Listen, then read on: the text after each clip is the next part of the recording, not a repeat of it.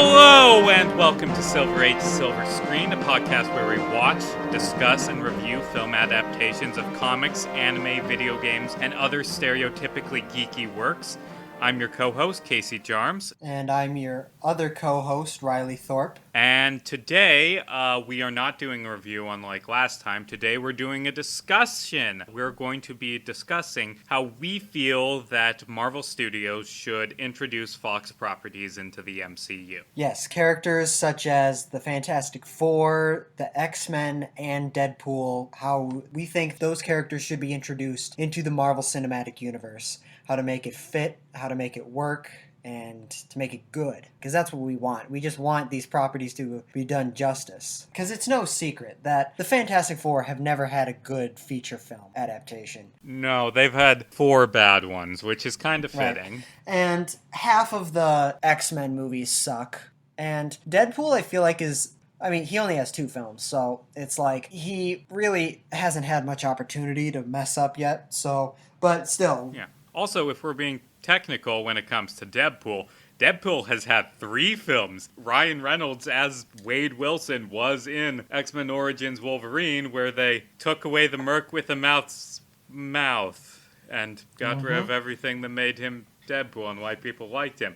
Yeah, Fox is hit or miss when it comes to superhero movies. But we're not here to talk about the shit from the past. We're here to talk about the hopes and dreams of the future. Yes, now that Disney is so much bigger and more powerful because they balked 20th Century Fox, which I feel is probably a thing we should be worried about, but at least we're getting good superhero movies out of it, hopefully. Probably. Before we get into this, quick history lesson. In 1996, Marvel, which comic book publisher, created all these big heroes, most of their big ones in the 60s under writers Stan Lee and artist Jack Kirby, like Iron Man, Hulk, Captain America, and, of course, Spider-Man, X-Men, and the Fantastic Four. In 1996, Marvel went bankrupt. Unlike their chief competitor, DC Comics, who was at that point, and still to today, owned by Warner Brothers, Marvel didn't really have any experience of making films. So, to make money, keep them afloat, they decided to sell the film rights to a bunch of their popular characters in 1997. Fox got X-Men, Daredevil, and Nick Fury. They later bought Fantastic Four from the studio Constantine, who Marvel had sold them to. Other studios also got heroes. Universal got Hulk, Lionsgate got Black Widow, Sony got Spider-Man, and they still have him. Artisan got Captain America, New Line got Blade and Iron Man. But, of course, these characters, for a while now, have been in the hands of Marvel, because how film rights work is if you don't make a film for a certain number of years, they go back to the rights holders. So basically, the only heroes outside of Marvel's grasp a year ago were X-Men, Fantastic Four, and Spider-Man, because their studios had kept making films. Anyway, in 2005, Marvel began making their own films, produced by Kevin Feige, starting with Iron Man in 2008. In 2009, Marvel got bought by Disney. 10 years later, Disney bought Fox. Now, all Marvel characters, except Spider-Man, are owned by Disney and can be used in the MCU. And Marvel has a deal to use Spider-Man, it's complicated. But the point is, X-Men, Fantastic Four, Deadpool used to be owned by Fox. Now Fox is owned by Disney. Disney owns Marvel. So now they're back in Marvel and can appear in Avengers movies.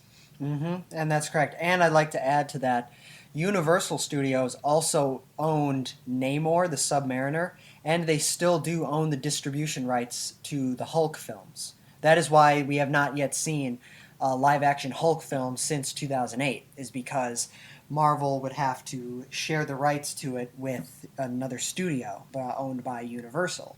A quick tangent. It's interesting that Namor was sold separately than the Fantastic Four, because he's originated in Fantastic Four, and I at least think of him as a Fantastic Four character. Correct. Actually, scratch that. He's older than the Fantastic Four. Yeah, you're right. But he's mostly appears alongside them nowadays.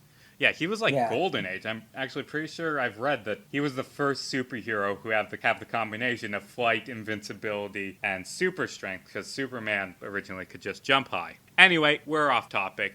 How I think, and we've discussed this should go is, because these are three very different questions. It isn't, how can you introduce Fox properties into the MCU? It's, how can you introduce these three very different works into the MCU that have been, in the past, adapted very differently? And so we're going to do one, then the other, then the third.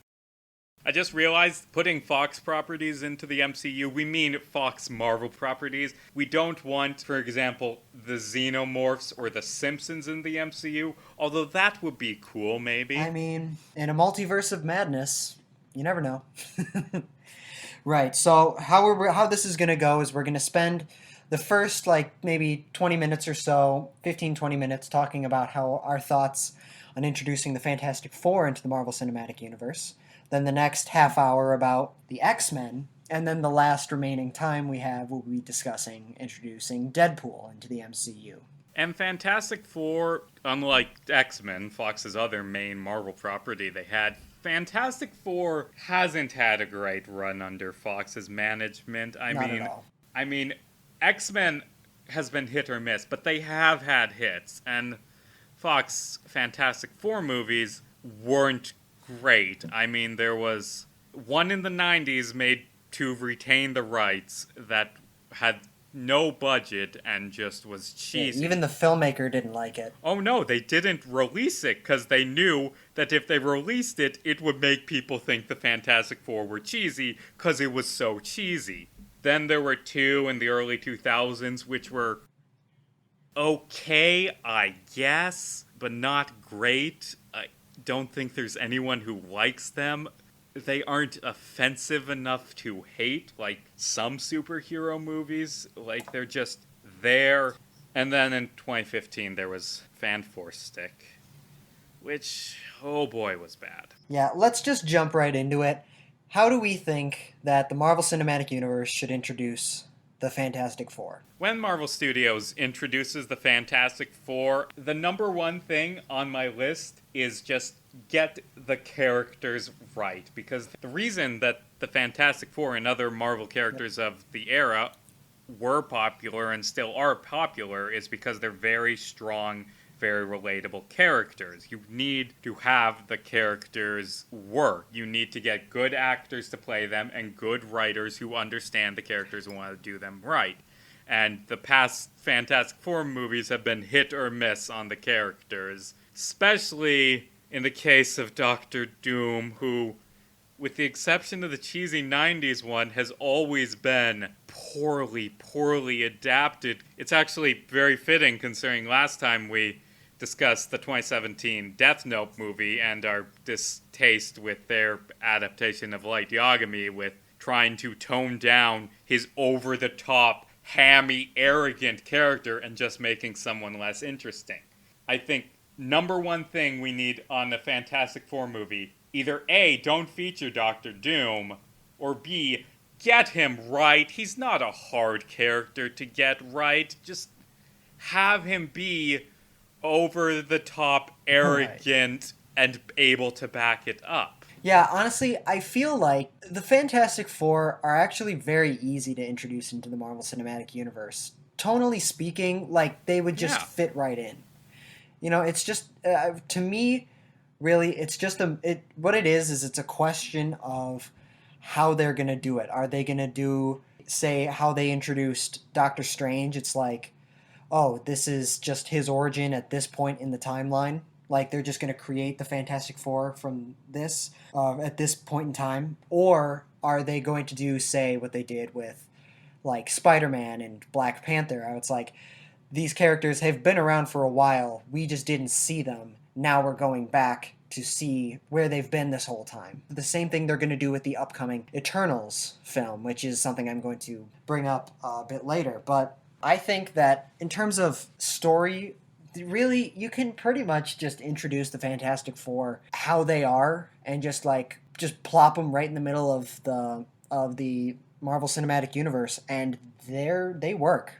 They're pretty good. They're pretty easy to fit into into all that. Speaking of the have them already exist or have them be new, I kind of like the idea of having them being new heroes, like have it be an origin. And here's how Mm-hmm. I would do it, because the Fantastic Four, they aren't just superheroes. In fact, maybe even more than that is integral to their character, the fact that they are scientists and explorers. And their backstory involves like space exploration gone wrong, giving them superpowers, and some of their main adversaries are aliens. Well, look at what the world is like in the MCU right now. It's been visited by aliens a dozen times. There have been 3 major invasions, including one that killed more than 3 billion people. I feel like that's a good place to have Earth people being really interested in space travel and becoming part of this universe, and that's like what sets off the Fantastic Four setting out, you know? Marvel is cosmic now, so have them be interested in cosmic Marvel. Right, and I honestly, I love how you said that, because that is, in my opinion, that's exactly what Fox never got right about the Fantastic Four. Like the Fantastic Four, their whole story is they are cosmic characters. They are exploring space. They're hopping through multiple dimensions. It's like they are like crazy experimental sci-fi in terms of that. But Fox has never been willing to go all the way with their properties. Even the X-Men films, it's like they always tried to ground them as Yeah. much as possible. And that works for the X-Men, but when you take away when you say we're going to make the Fantastic Four, but they're going to stay on Earth, what Yeah. there's no story there. There's nothing you can do with the characters, because all the source material is them in space, fighting aliens, exploring new dimensions, all that. And it's just, they've taken all that out. And yes, I understand that in Fanforstic, they did go to a different dimension, but But it was like a BBC Quarry dimension. It was boring. I want bright, colorful Thor Ragnarok X Jack Kirby planets. right, exactly. Honestly, the Fantastic Four are, visually speaking, more so like Thor Ragnarok. Tonally speaking, they're like a mix of Guardians of the Galaxy and Iron Man. That's what they should be, and Fox was never willing to go all the way with that, so they just have been completely misrepresenting these characters. That's what's wrong. That's what's the problem with these Fantastic Four movies up until this point. I have faith that Marvel, or now that it's in the hands of Disney Marvel, they know how to properly handle these characters, and they're willing to be as experimental as possible and treat these characters with the respect that they deserve. And they're going to do it right. That I have faith. For instance, an example of what we're talking about, Fox just grounding the Fantastic Four when they're supposed to be these really out there characters, is one of the main Fantastic Four villains is Galactus, who's this ancient giant being who is very comic booky in design, who goes from planet to planet eating planets. And in the second Fantastic Four movie starring like Michael Chiklis and Jessica Alba, they had Galactus be like a space cloud. Okay. And Doctor Doom be like a businessman instead of the king of his own country and a cyborg sorcerer who wants to kill Mr. Fantastic over a minor thing that happened when they were in college, who talks in third person and shouts every line. How do you mess up Doom? Doom is the greatest character. But I will give credit to Fox this. In that film, while he's a cloud, at one point there's like this fire or light or whatever, and it's in the shape of Galactus's helmet. You gotta give him credit for at least doing it. No, don't give him credit. I'm joking. Do not give them credit. That was so shitty.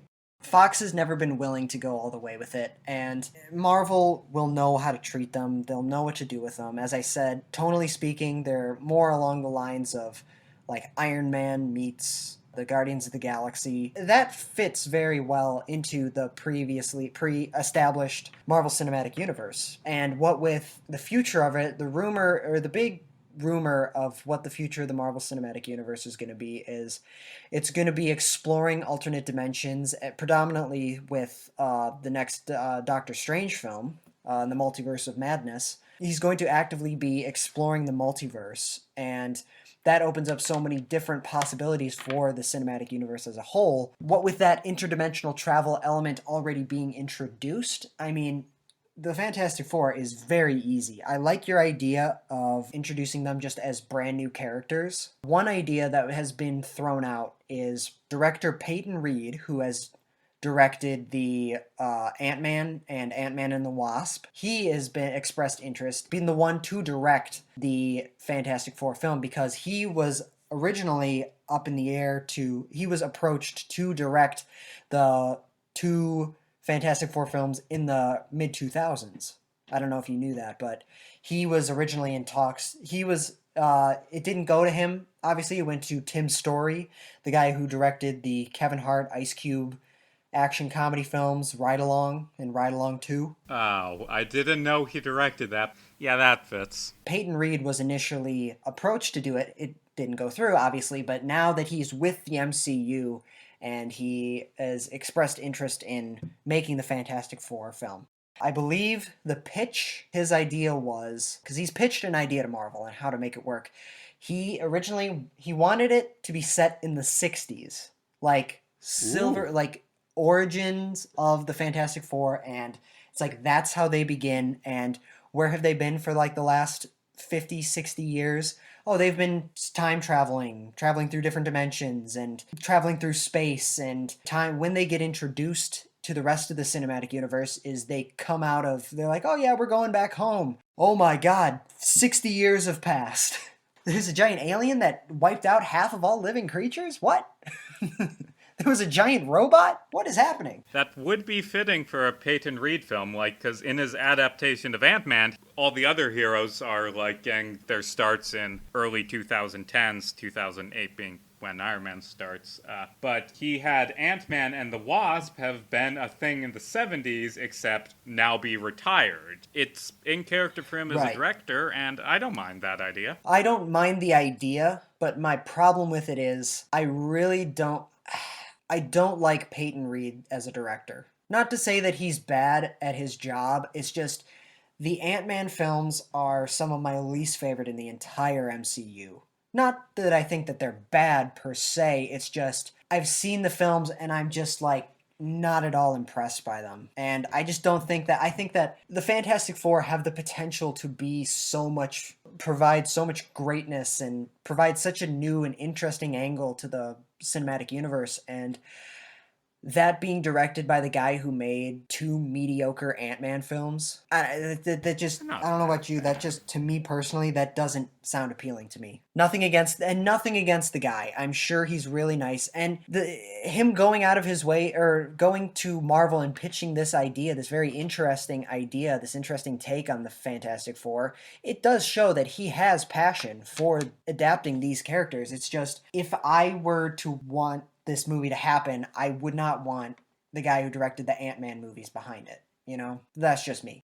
I'm fine. That'd be very interesting, having it be through adapting it to like the 60s or in a different time period, or just introducing them into the regular timeline. Just today, they're, like you said, they're brand new people, new characters, just we see their origin, although we've kind of seen their origin already in most of those films, those shitty films. Either way, whatever they decide, the Fantastic Four, they are very easy to introduce into the MCU. Tonally, in terms of what their characters are about, their story, they fit very well into the MCU as of right now.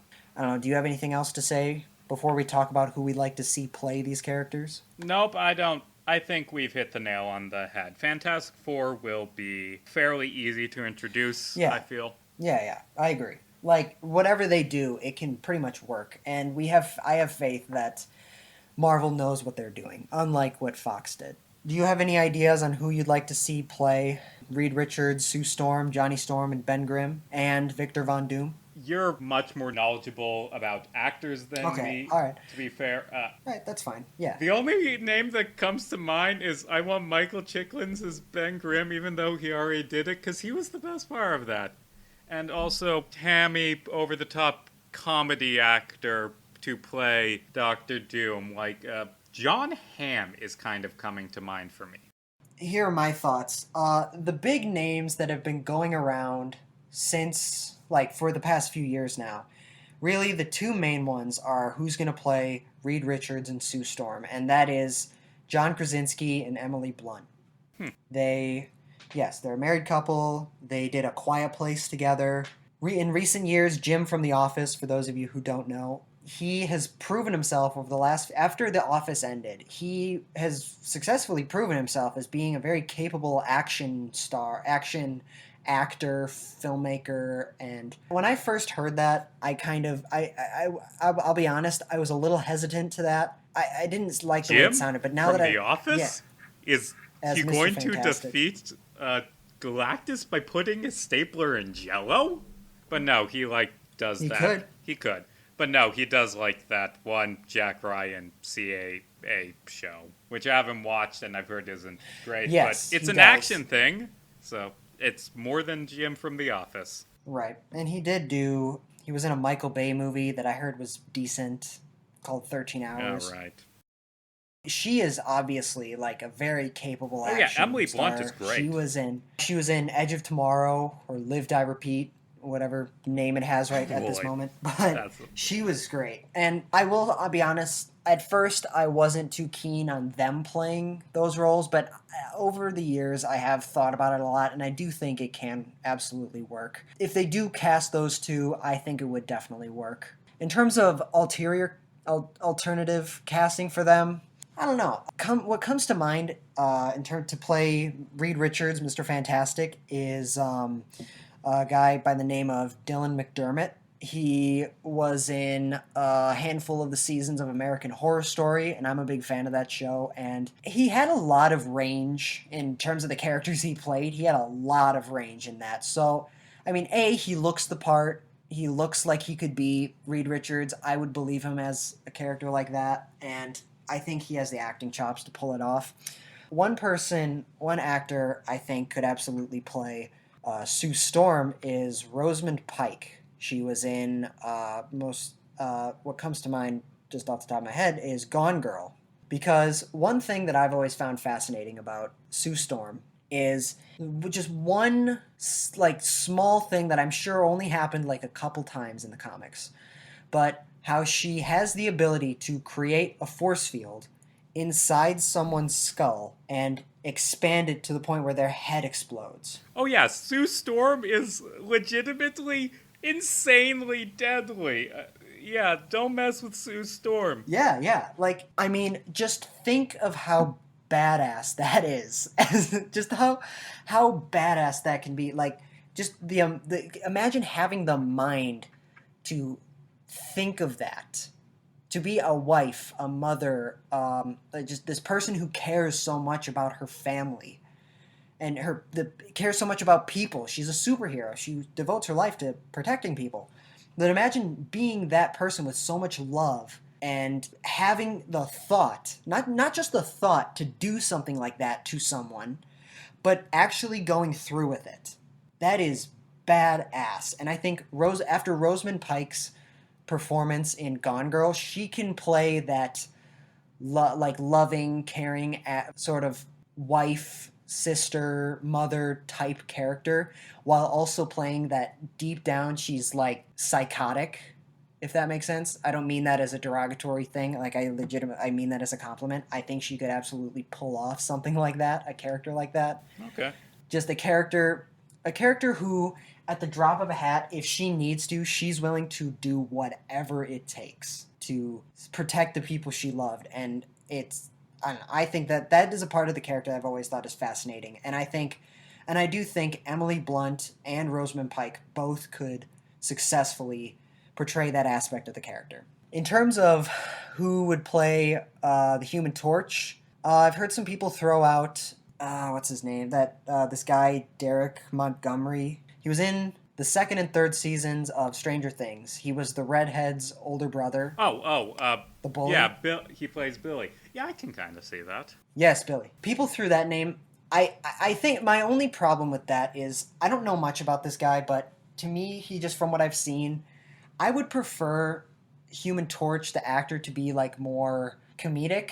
Not over the top, but Johnny Storm in Johnny Storm in general is a very lighthearted, silly, or not silly, but Snarky. He's like he's snarky, Yeah, like- yes. And I don't know, when I think of that, a character like that, I don't think of him, that Billy from Stranger Things. I think more Zac Efron. oh, And yeah, I know High School Musical, but I honestly think someone, because he's in shape to play a superhero already. He's a good-looking guy. He's very funny and charming, and I just think, and he's mainstream enough to the point where I think Zac Efron could do a great job as the Human Torch. So that's my pick, personally. In terms of the Thing, I don't know. Michael Chiklis did do a great job as the Thing in the films in the mid 2000s. He did a great job. Honestly, every actor I think of, I'm like, no, I don't think they'd do that. What about this? What about Ron Perlman? that would work. Well, hold on, big thing. Is Thing gonna be, would you like it to be practical effects or CG? Because that is a big thing on, like, who can play the character. Like, because if it's practical effects, you do need, like, a bigger, tougher dude. But, yeah, Ron Perlman would work.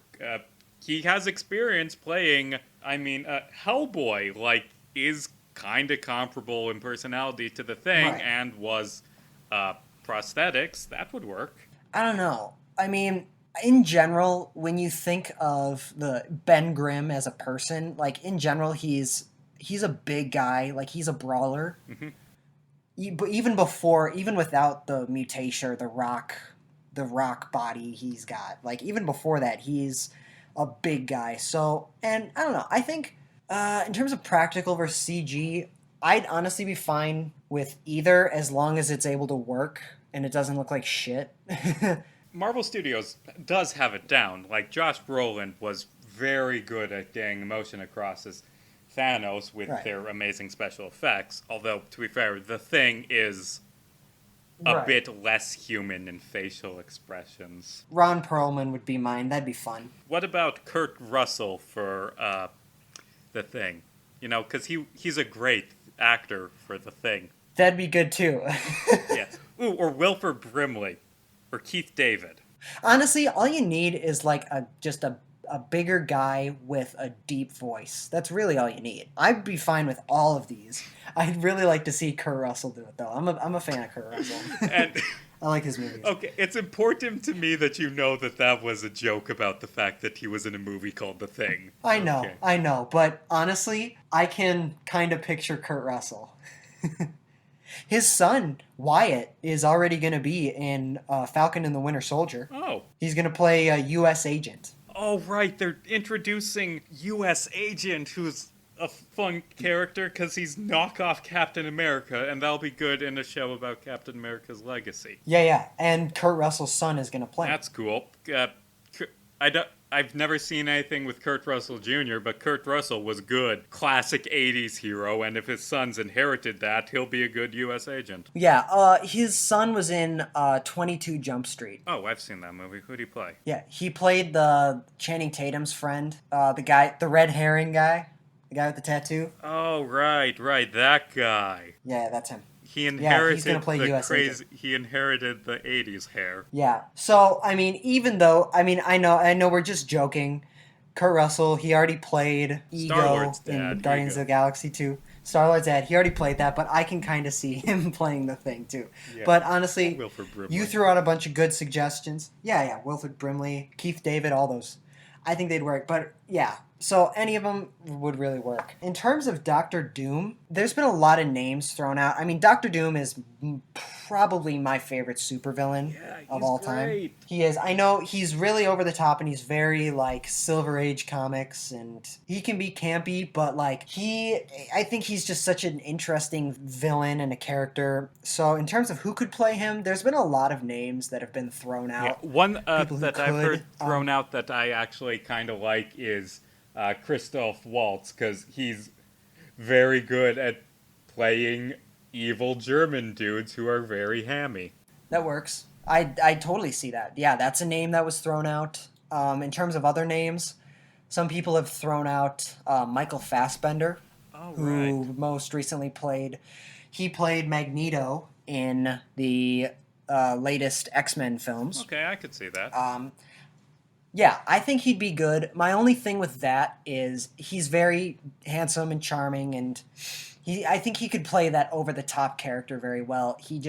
My only problem with that is he just got done playing a Marvel villain for the last almost decade, and I don't know if he'd be so willing to jump right into the next Marvel villain for the next decade. Fair enough. Added to the fact that the rumor is he is going to play the Reverse Flash in the upcoming Flashpoint film. Oh, I would like that. He'd be a good Reverse Flash. Right, he might be a little preoccupied with that. Another name I heard that I like, but I don't think he would for the exact same reasons is Hugh Jackman. Oh, I heard some people say his name. I mean, Hugh Jackman, sure, he's a good actor, but no, I give him a break from superhero movies. He's done his work. Yeah, I think he could absolutely play the character, but he could bring the charisma and the energy, but I don't think he's the right pick for Doctor Doom. Yeah, I don't think. I've just heard people say his name. No. His name has come up. But one name that has come up a lot that I've heard is a man by the name of Nikolai Coster-Waldau. He played Jaime Lannister in Game of Thrones. I think that's good. He's about the right age. I think he can play that cunning, ends justify the means type character. I mean, this, and again, spoilers for Game of Thrones, the very end of the first episode of the first season. So if you're not going to watch, if this is a spoiler to you, like you weren't ever going to watch the show, but the very first episode, he throws an 8-year-old boy out of a 4th-story tower. Seriously? I've never. Oh, God. I gotta watch Game of Thrones. That sounds hilarious. So Nikolai Coster-Waldau is a name that has come up. But honestly, I've thought about this a lot, and this is a name I have not heard anywhere, but I think that this is perfect in terms of who could play Doctor Doom. And it's an English actor by the name of Charles Dance. He played Tywin Lannister, Jaime Lannister's father. He was also in Dracula Untold. He was in the most recent Godzilla film. He was in The Imitation Game, and probably a lot of other stuff. His portrayal of Tywin Lannister in Game of Thrones is textbook Doctor Doom. He is genius intelligence. He is very, very, very prideful, very, very short-tempered, very, very cunning, very ends justify the means. He walks into a room and he towers over everybody. He's like 6'3". He towers over everybody and he just commands respect. And he just played that character so incredibly well. And that character is such a good I could totally see him doing an incredibly successful Doctor Doom. The one singular problem, and it's not even a problem, it's something you'd have to get around. The one issue is his age.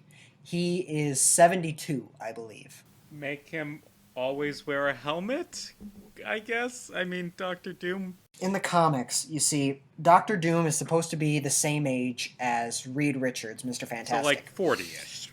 They were Well, they were college buddies, or not, they were college rivals academically in college. So they're about to be the same age. And if John Krasinski, he's about what? He's like late 30s, early 40s, something like that. But having Doctor Doom be so much older, that kind of presents a problem. But that's easy to get around. Maybe they weren't like rivals in school. Maybe like they were professional colleagues and Reed embarrassed him. Maybe all the stress from, like, accidentally burning his face off really just aged the crap out of Doom. I mean, honestly, him being of an older age, honestly, that's the only thing. And that's an easy get around when it comes to Doctor Doom. You just maybe make him professional enemies, or maybe he was his teacher in college and he got disgraced him and all that, or I don't know. But I don't know. I think Charles Dance is a perfect Doctor Doom. So those are my thoughts on how I think the Marvel Cinematic Universe should introduce the Fantastic Four and who I think should play them. Let's move on to the Right. X-Men, which are gonna be a lot harder. Just because there's baggage from the fans who are attached to the X-Men films that have already come out. Like, there is no one who will care about recasting the people from the fan four stick, but I feel like you would face some trouble in recasting Wolverine as someone other than Hugh Jackman. Right. Right. But casting aside, the biggest problem I feel with getting the X-Men into the MCU is X-Men are supposed to have been around for a while. Well, mutants are supposed to have been around for a very long time. Oh, yeah. Since Ancient Egypt. Magneto's backstory is him being a Holocaust victim. Right. So we need to explain. Right. So there's millions of people with superpowers. Some of them stronger than Thanos, if we're being comic accurate, who just haven't done anything yet. Right. And I've heard a lot of speculation on how to not have the mutants already existed, but rather introduce them. Right. Like, one idea I've seen floating around is all the snapping on Earth, like, did it. One idea I've heard is the Eternals do it, which would tie into the new Eternals movie. Right. One idea I've heard is through Multiverse of Madness, the new Doctor Strange. But I think there are two good ways to have them introduced and explain why there haven't been mutants before. Mm-hmm. The first one, and the one that is the one I personally have my money on, would be to do sort of a reverse House of M. Like, for those who don't know, House of M is a storyline in Marvel Comics where Scarlet Witch kind of went a little insane and used her powers to rewrite reality, and it caused a bunch of changes, and one of them is she took the powers away from a bunch of mutants.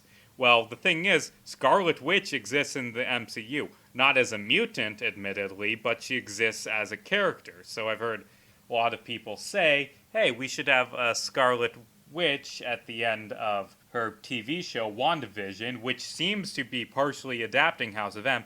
You should have her just create a bunch of mutants so she isn't alone. And because it's rewriting reality, they would have the history, like Magneto would have become someone who had always had powers. Yeah, I think that's definitely a very fascinating idea. It seems kind of cheap though, because it's just like, it just seems like, the tail end of a TV show on Disney Plus is going to dictate what happens to the entire cinematic universe as a whole. It just kind of seems like, I don't know, the X-Men would have to be introduced by something bigger than that, something more impactful. I like the theory, I do, but it's just, I don't know. I don't know if that totally works for me. And yeah. There is another idea, and this, like, reverse House of M, that's a big idea. I've only heard this one place. It was suggested by a guy named Zachary Myers on the website Quora, and I saw it while I was researching for this.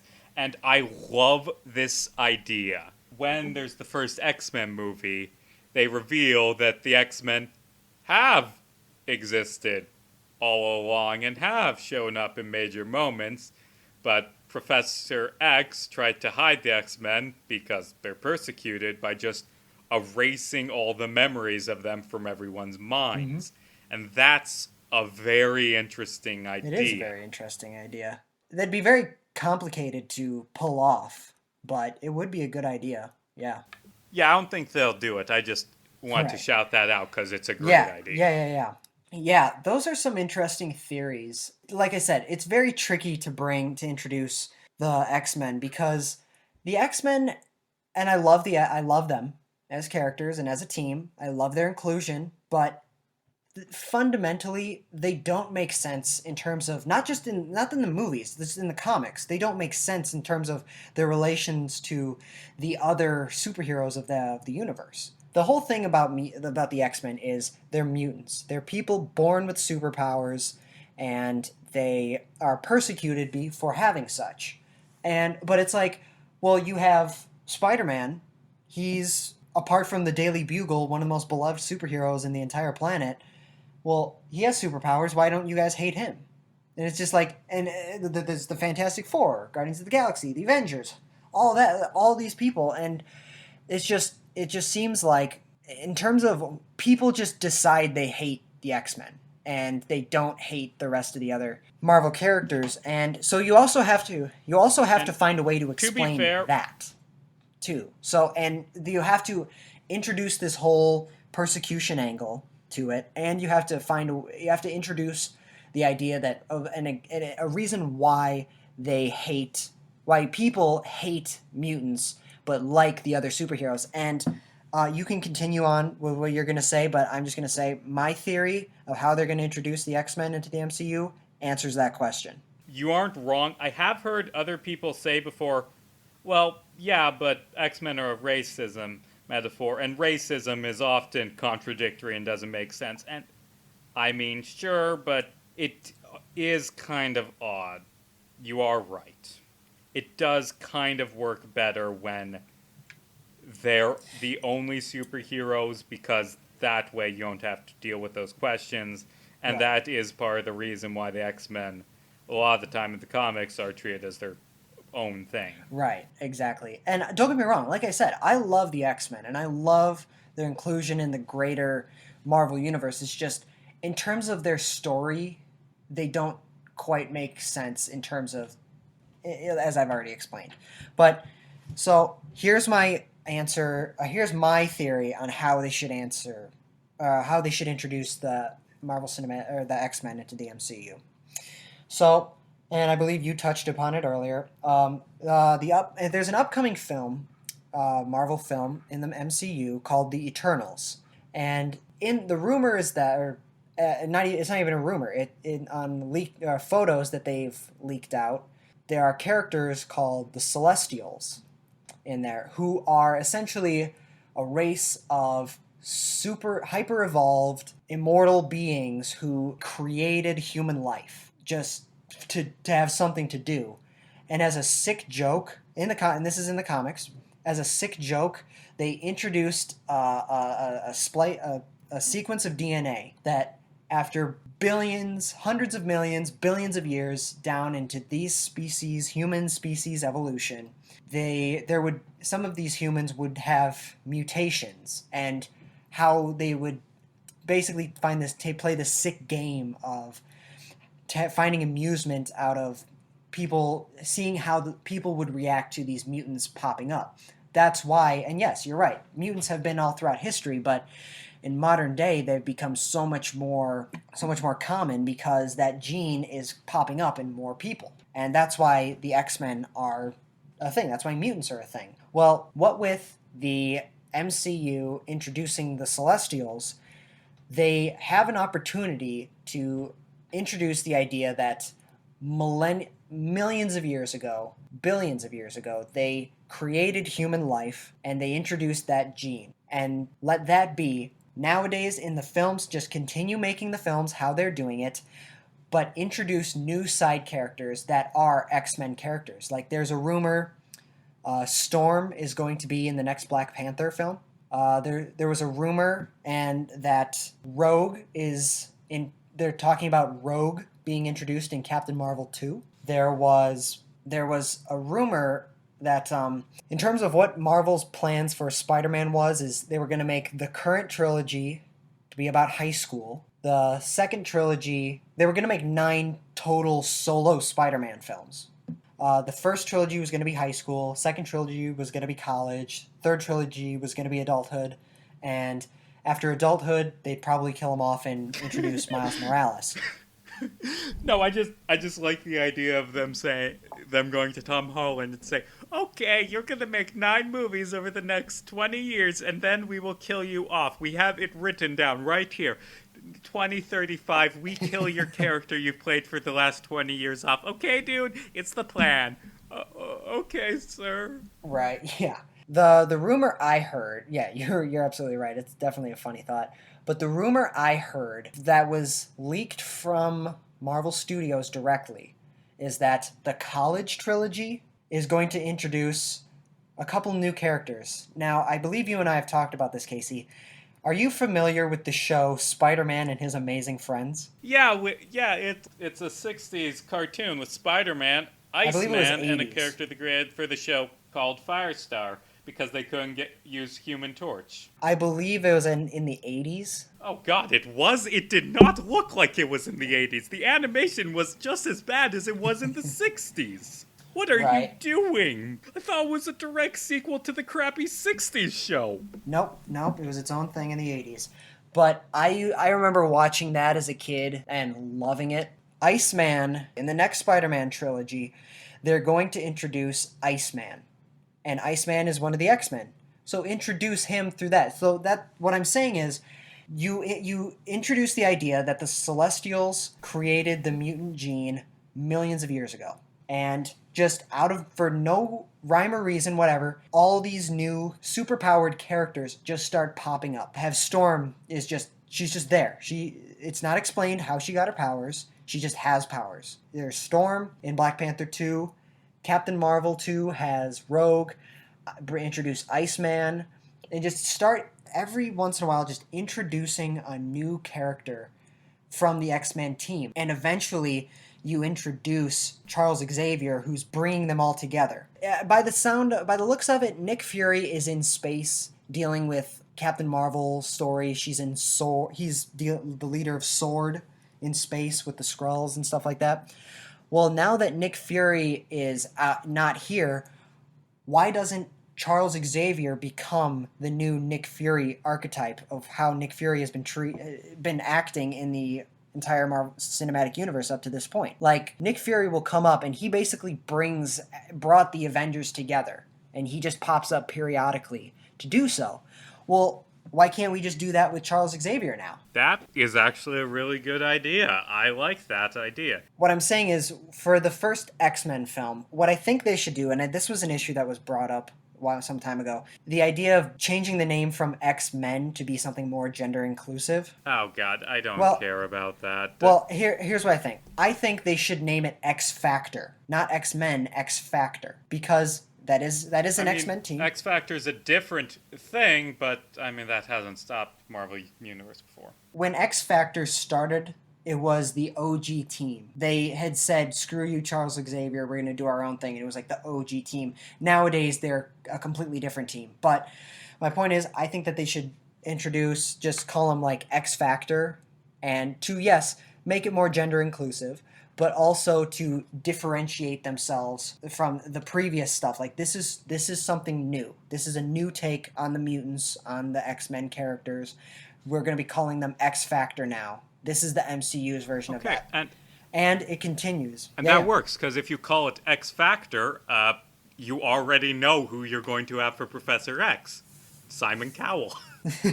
Yeah. And the theory continues. This, honestly, is my favorite part of the theory. Not trying to hype it up, but... Okay, so what with all these... that's how mutants start popping up everywhere. There's just... I don't know where there's hundreds, there's thousands, there's tens of thousands of people just waking up one day with these superpowers.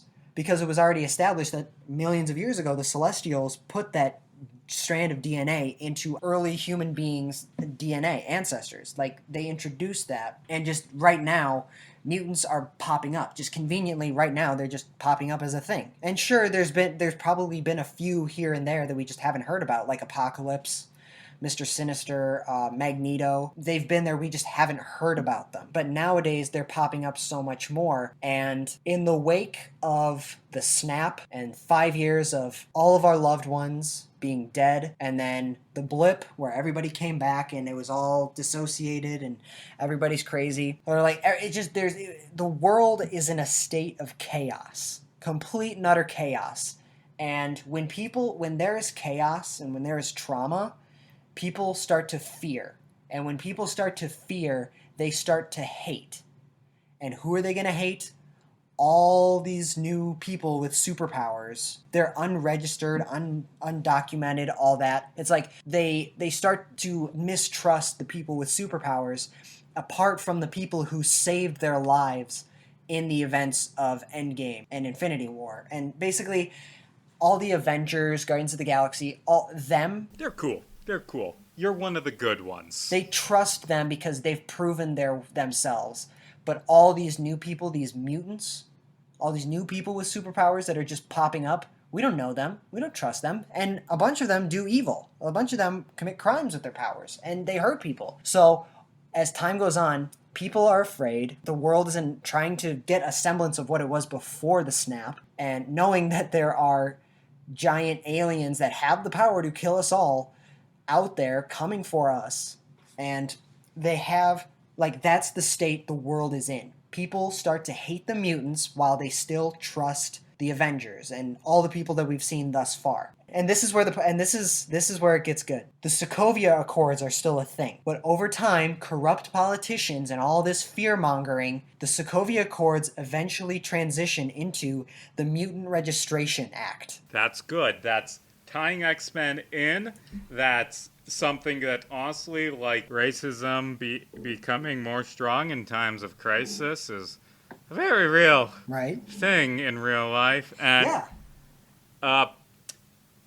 the best part of that, it explains, it's something different while still true to the spirit of the X-Men. Right, exactly. Like, My number one thing I don't want them to do with the new X-Men movies, I don't want them to readapt the Dark Phoenix storyline, or in general, I just want them to, at least for a while, leave the Fox X-Men covered stuff alone.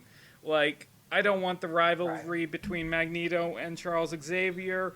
Patrick Stewart and Ian McKellen did it probably better than the MCU could. And then they Fox it again with Fassbender and McAvoy. Like, let things rest. Don't recast Wolverine. Just do something new that still has the feel. Yeah, and honestly, like, I think if they make X Factor or X-Men or whatever they're going to do, what they should do is have Charles Xavier be going around talking to these these mutants, these people, to recruiting them for a team in the same way that Nick Fury did to the Avengers. And he recruits Storm, Rogue, Iceman, and basically when they make an X Factor film, the film introduces Scott Summers, Cyclops, and Jean Grey, Marvel Girl. Like, they're the new characters. Those two are the new characters that this film is introducing.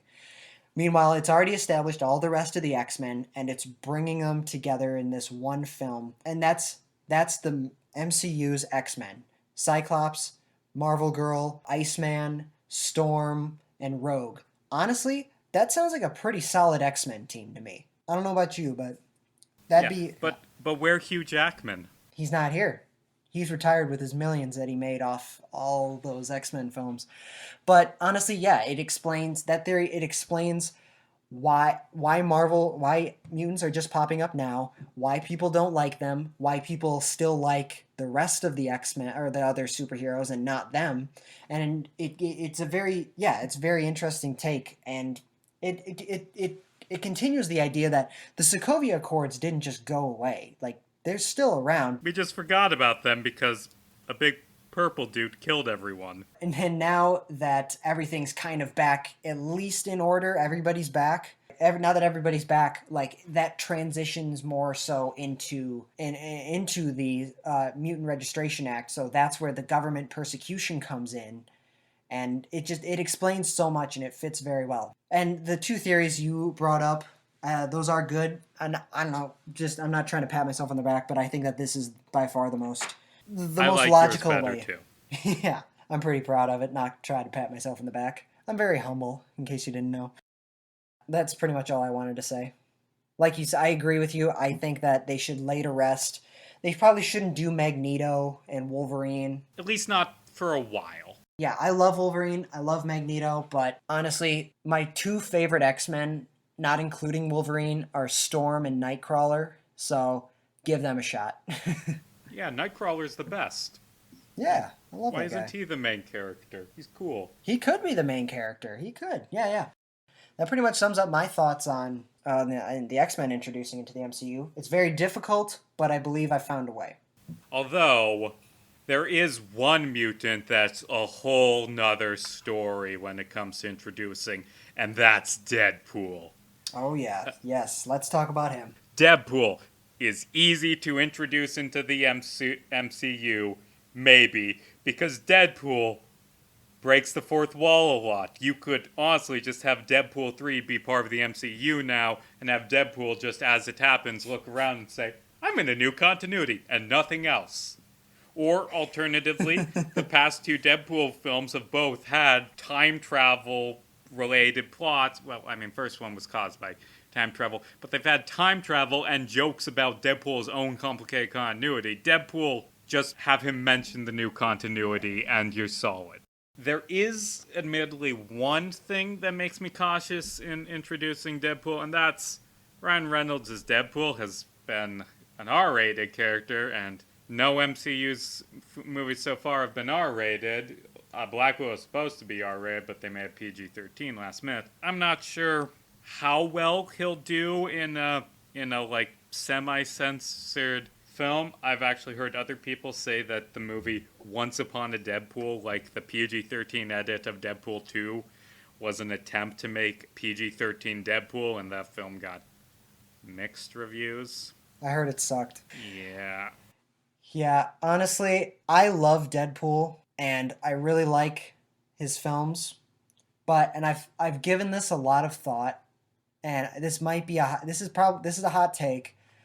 I don't think Deadpool should be in the Marvel Cinematic Universe. Oh, wow. I've said it. I mean, I totally respect your opinion if you disagree with me.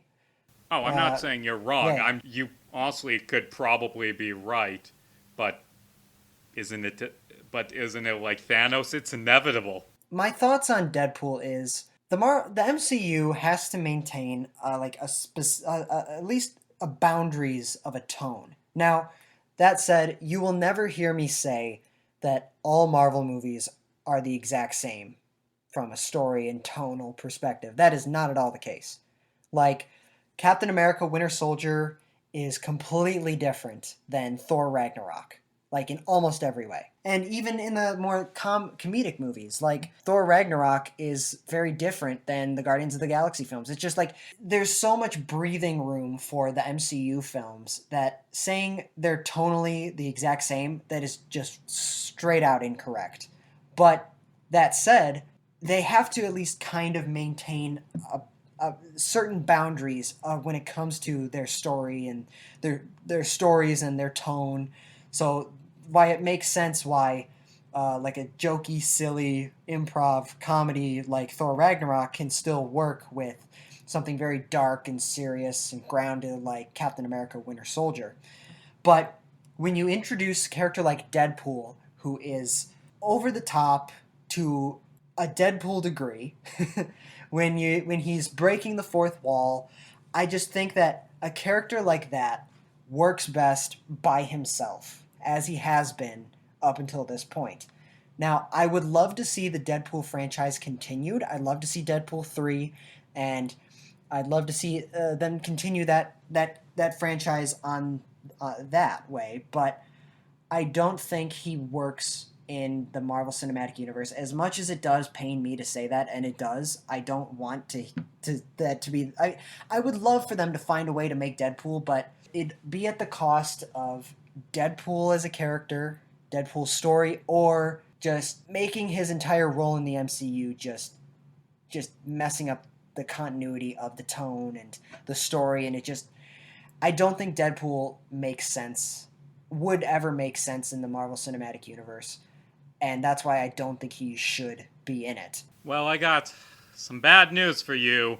I saw a rumor, and of course you should never trust rumors. I mean, because rumors can be bad. I mean, of course, they are sometimes true, like, you know how Iron Man 3 ended with Iron Man flying to space and meeting the Guardians of the Galaxy? By the way, I've seen a rumor that there's going to be Deadpool in the end credit scene of Black Widow, so that might be... Really? Yeah, well, and there's my thought on that. Like, by the tone of the trailers and all the stuff that's come out about the Black Widow film, it's going to continue the tone of the Captain America films, which is much more grounded, more serious, and I don't think Deadpool works in that context without completely changing Deadpool as a character, and at least how we've known him up to this point. Honestly, I'd be fine if they make him less breaking the fourth wall, less like self-aware humor that he's known for, and just making Deadpool, like, kind of making him a different character, like making a soft reboot of him. I'm good with that. I just think that they'd have to really stretch Deadpool's character and change him up to make him make sense in the thing of the MCU. Now, again, spoilers if for a movie that hasn't even come out yet. The rumor I've heard about the post-credit scene of Black Widow is it's going to be setting up the Thunderbolts. Ooh, I like that Right. better, and that fits more. Right. But Deadpool is also a member of the Thunderbolts on occasion. Ah, crap, that's- you're right. That's probably where that rumor came from. I don't know if it's true, but I love Deadpool, and I think he should continue to be his own thing, but I don't think that he works in the MCU. And I'd love to see, like, honestly, here's how I think Deadpool 3 should go. It opens up, and graphic content coming, viewer discretion advised, but he's like, I'd love to see this idea of, like, the film opens up and he's like, hello, ladies, and it's just his face, and he's like, hello, ladies and gentlemen. A lot of you were worried, have a lot of questions about where I've been the last few years.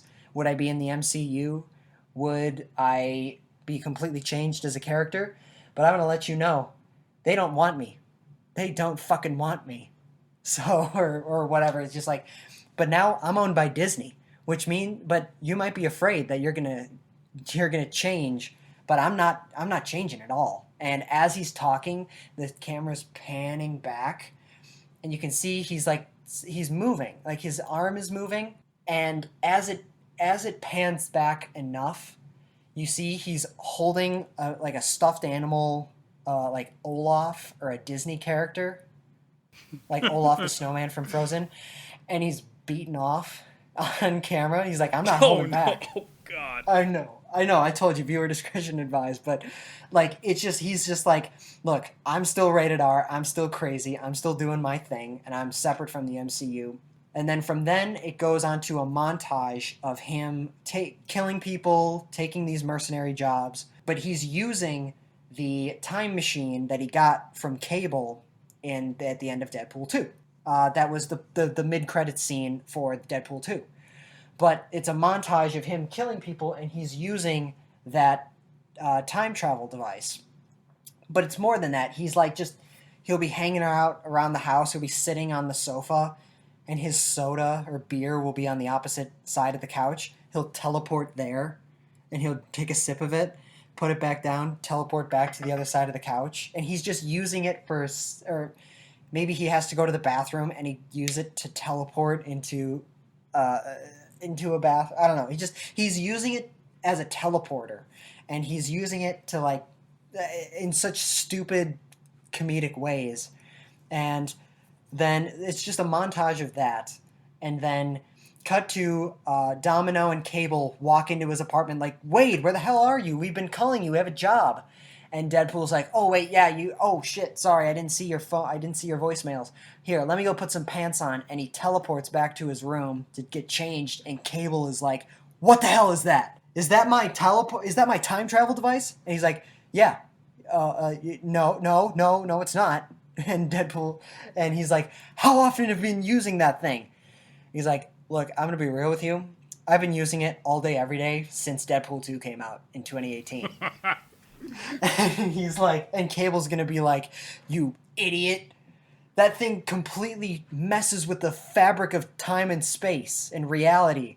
You understand? And he's like, and then just then, the fabric of reality cracks open. So basically, Deadpool got them into this multiverse situation. Basically, it's Deadpool versus Deadpool. That's the plot of Deadpool 3. The multiverse is open, and there is another Deadpool, an evil Deadpool in an alternate reality who has been killing other Deadpools, recruiting an army of Deadpools, and it's Deadpool versus Deadpool in the film. And that's the entire conflict. And the entire time he's whining and crying about how the MCU doesn't want him and all that. And then it ends with the good Deadpool killing the evil Deadpool, and all the Deadpools are dead except for one who doesn't break the fourth wall, who's not as crazy. He's a Deadpool that would fit well into a PG-13 MCU. And he's the only one left. As reality is being destroyed around him, a portal opens up, and Doctor Strange reaches out, grabs him, pulls him back to the MCU, and says, "Are you okay? I got you in time." And Deadpool's like, and it's this new Deadpool living in the memory of the old Deadpool, whose number one wish was to be in the MCU. And here he is. And the toned down PG-13 Deadpool, who it kind of works. I don't know. That's a really, I haven't thought about that one as much as I have thought about the X-Men, but that's at least a start, you know? So, I'd watch that. Yeah. I mean, honestly, I do think that if they really want to see Deadpool right, they should continue the Deadpool series by itself, as its own separate thing. But if they really want to introduce him into the MCU, they'd have to find something like that. They'd have to make him work tonally. They have to, for ratings, PG-13 versus rated R, they have to find a way to really stretch it to make it work. I don't know. My initial reaction is I don't want Deadpool in the MCU because that would either fuck with the MCU or it would fuck with Deadpool, and I don't want either of those things happening. So I think it might just be best if Deadpool's left on his own. But if they introduce him, that's how I think they should do it. I just have one more thing to say on regards to introducing Fantastic Four, Deadpool, and X-Men into the MCU, and that is make Namor the villain of Black Panther 2. That would be awesome, Marvel. Yep. But I think that's a good place to stop. Riley, where can they find you? They can find me on YouTube at Riley Thorpe, and they can find me on Instagram and TikTok as Riley James Thorpe. All one word. Also, check out The First Mag Train Out of Cleveland and Other Short Stories, available now on Amazon. It's a collection of sci-fi short stories I wrote. The ebook's only a few bucks. Go buy it. We'll be back next week, assuming we don't get kicked out of the universe for being too R-rated for the MCU and not being the tone. Next week, we'll be talking about the 1989 Batman movie directed by Tim Burton, starring Michael Keaton and Jack Nicholson. Can't wait. As always, I'm Casey Jarms. And I'm Riley Thorpe. And hey, it's just a movie. Don't lose your head about it, especially not too loud.